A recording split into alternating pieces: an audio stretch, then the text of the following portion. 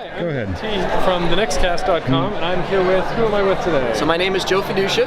I am the owner and the guy who I guess you could say is crazy enough to build the world's first replica of Optimus Prime from Transformers 4. Very cool. So the first question that I want to ask, because it has been on my mind since I saw it in here, and since we saw some of the hosts from Forest City Comic Con. The first question is, does it transform? It does not transform. Okay. It does talk. I can make it talk in Optimus Prime's voice, but no way to make that thing transform and put it on the road. That makes sense. The second question is, how did you get it in here? That's been the question. Yeah, easily several hundred people have asked, how did you get this thing up here? I always like to tell them it transformed, and it walked right on the floor. You just ruined that, because you just told us that it doesn't transform. Yeah, well, you should have asked that question second. Yeah. No, I'm trying to trip you up here, so. Well, we ended up driving. There's a big doorway at the end of the hall we drove through. I mean, it was a very, very tight clearance with the pipes up there. If I had maybe that much clearance between the pipes and the ceiling, that was a lot. Very tight turn to make, but we made it in. I'm not looking forward to going out, though. It'll be just as complicated. Cool.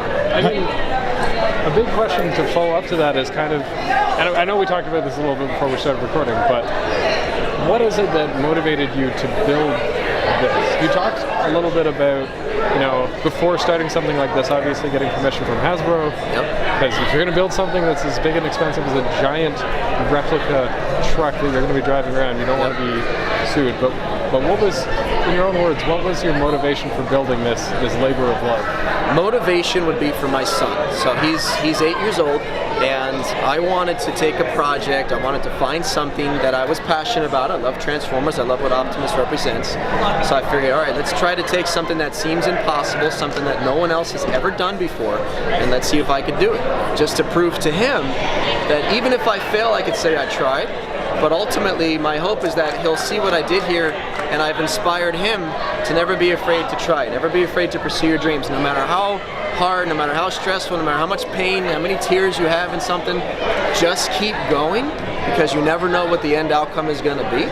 And hopefully one day he'll be inspired to do his own thing and never be afraid to try because of what I did with Optimus. That's great to hear. Are you a mechanic by trade, or no? No, I'm just a dad who's not afraid to try. I mean, I know general things about cars. I can do maintenance and all that. I've never driven a truck. I got my trucker's license specifically for this purpose. I had a great team of people helping me out as far as assembling this thing and painting it and doing all the work that was done on it. So it was something that I had a lot of help with. But yeah, it's a learning experience. I'm not afraid to try anything. I'm not afraid to learn from my mistakes, and that's, I guess you can say, another lesson I try to teach my son through action. If you make a mistake, it's okay.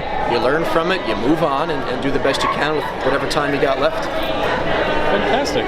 If you had an open mic to the internet, if somebody wanted to find out more about this or any other cause that you'd like to talk about, what would you say to this camera right here? So what I would say is you can actually go to Facebook, just type in Optimus is here in the Facebook search, and you'll find our page. Not only see the pictures of the truck now and see the good things we do, like we went to the Children's Hospital 2 days ago, had all the kids come out, that was great. We like to help the veterans out as well.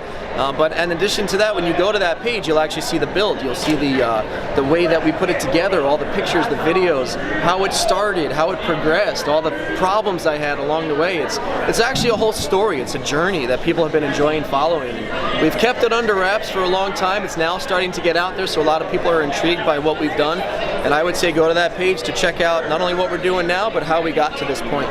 Excellent. Well, hopefully your 3,000-kilometer drive back to Winnipeg is not filled with snow. And well, we're based in Pennsylvania, actually. Oh, okay. So we came from Winnipeg last weekend. We drove all the way here. There was a convention up there that we came from, but home is only about 9 hours away.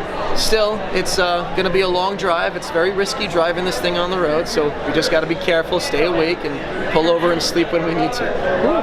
Well, safe travels, and thank you very much for chatting. No, I appreciate you guys stopping by to check it out. Again, just go to Facebook, check out Optimus is here, and you'll be able to join our journey and follow us along the way. Cool. Thanks. All right, thank you.